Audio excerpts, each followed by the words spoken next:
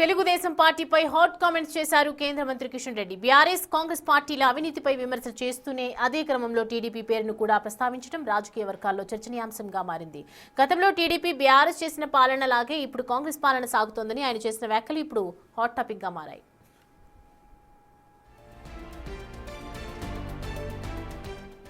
ఏపీలో BJP TDP కూడమి ప్రభుత్వం నడుపుతున్న తరుణంలో తెలంగాణలో కిషన్ రెడ్డి టీడీపీ పాలనను ఫెయిల్యూర్ గా చిత్రించడం వెనుక ఉద్దేశం ఏంటనే చర్చ మొదలైంది. ఏపీలో పొత్తులో ఉండి తెలంగాణలో మాత్రం టీడీపీ అవినీతిని బీఆర్ఎస్ తో జతకట్టడంపై కేడర్ గందరగోళానికి గురవుతోంది.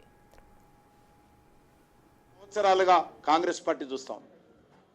కాంగ్రెస్ పార్టీ కూడా తెలుగుదేశం లాగానే అదేవిధంగా టీఆర్ఎస్ పార్టీ లాగానే ఈరోజు పరిపాలన చేస్తా ఉన్నారు.